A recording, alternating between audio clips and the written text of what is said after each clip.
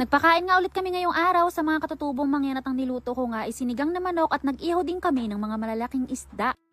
Umaga pa nga lang dyan, nagsimula na kaagad ako sa pag-asikaso ng mga lulutuin ko. At ang una ko nga na sinalang ay yung isisigang ko na manok. Bali 7 kilo pala lahat ng manok na to at kahapon pa nga lang inabili ko na para kako ngayong umaga ay magluluto na laang. At ang mga gulay naman na ilalagay ko dito mamaya ay okra, labanos, sitaw at saka gabi. Tinimplahan ko na rin pala yan ng asin, paminta, nor cubes at naglagay din ako dyan ng kaunting patis kanina. Medyo dinamihan ko rin ng sabaw kasi malamig ang panahon ngayon dito sa amin gawa ng paulan-ulan. Kaya mamaya siguradong masarap humigop ng sabaw. Yung karne, kahapon pa namin binili yon sa palengke, pero itong mga isda ay ngayong umaga lang. At halos lahat nga daw ng mga isda na makikita ngayon sa palengke ay mga tilapia, bangus at saka yung ganito na gulyasan. Ang bala kasi talaga namin na ihawin ng mga isda ay yung maliliit lang para kapag inabot sa kanila ay tag-iisa. Pero dahil nga wala nakita yung asawa ko kaninang umaga na maliliit na isda sa palengke, kaya eto na lang yung kinuha niya. Kaya mamaya kapag inabot ko to sa kanila ay pipira-pirasuhin ko na lang. Bali lahat din pala ng niluluto namin ngayon ay sponsor lang ng isang tao at nakakatuwa kasi hindi ito yung unang beses na nagpadala siya sa mga katutubong mangyan. Ito ay pangatlo na. Dapat nga noong nakaraan linggo pa kami nagluto para sa mga katutubo, pero dahil nga masama ang pakiramdam ng mga kasama ko dito sa bahay kaya na-delay. Nilagnat kasi ang mga kasama ko dito sa bahay kaya hindi kami makakilos ng maayos. Pero ngayon okay naman na kaya pwede na magluto at pumunta sa mga katutubo. Sadyang inagahan din pala namin ngayon ang pag-asikaso sa mga lulutuin kasi ayaw namin na hapunin gawa ng tuwing hapon kasi dito sa amin ay umuulan na naman. Makulimlim at medyo masama ang panahon ngayon dito sa amin kasi merong paparating na bagyo at sana nga mamaya ay hindi kami abutan ng ulan. Yung sinaing pala namin dyan imuntik ng masunog kaya nilipat namin dito sa may diuling para mas main-in ng maayos. Kaya kung mapapansin nyo merong mga itim-itim gawa ng medyo nasunog nga siya ng kaunti. Medyo malayo din pala yung lalakarin namin mamaya papunta sa tribo ng mga katutubo at para nga hindi masyadong mabigat yung bibit-bitin namin. Kaya itong mga kanin ay nilipat ko dito sa may ibang lalagyanan kasi yung talyase ay sobrang bigat. Kanya-kanyang bit-bit na lang siguro kami mamaya pagkarating doon at nung naibalot na nga namin ng maayos dyan yung mga kanin ay agad-agad umalis na rin kami. Bukod pa pala doon sa mga niluto namin, meron pa tong kasama na 3 sako ng bigas at eto nga yung pinakang request nila kasi nga ito daw ipapremyo nila sa palaro nila sa basketball. Mula nga sa bahay hanggang dito ay nag-tricycle kami at nung medyo makipot na nga yung daan ay naglakad na kami at hindi na rin talaga kaya ng tricycle na pumasok pa dito gawa ng merong ilog at saka sobrang putik at ang hirap ng daan. Pero kapag tag-araw naman daw maganda yung daan dito, hindi maputik at saka walang ilog kasi yung sapa na yung kanina na daanan namin ay natutuyo. At nung makalusong na nga kami sa sobrang putik na yon ay eto naman yung bumungad sa amin. Napakalinis at napakagandang tanawin. Medyo malayo-layo nga lang ng konti yung lalakarin pero kaya naman. At saka yung maputik lang naman kanina ang mahirap na daan. Pagkatapos nun ayos naman na. Dito kami pumwesto sa may pinakantaas na merong isang bahay na mahaba. Pero yung mga dinaanan namin kanina na mga bahay, itinawag na namin sila na pumunta dito at magdala ng mga plato. Hindi masyadong marami ang kabahayan ng mga katutubong mangyan dito. Pero sa tingin ko, sa tansya ko lang, sila lahat ay nasa 30 o 40 na tao. At dahil nga medyo marami yung mga niluto namin, kaya siguradong hindi lang sila mabubusog ngayon. Meron pa silang pwedeng kainin mamayang gabi at saka baka nga abutin pa kinabukasan ng umaga. Gumamit na nga lang din ako dyan ng plastic na pambalot sa kamay ko kasi yung isda ay medyo malalaki kaya kailangan ko talagang pira-pirasuhin. Medyo marami-rami din pala yung naluto ko na sinigang na manok at yung ibang sabaw pa nga dyan kanina ay natapon sa may tricycle. Kasi kahit anong iwas kanina hindi maiwasan na merong matapon gawa ng andaan kasi ilubak-lubak. Lahat pala sila dito ay hindi lang 2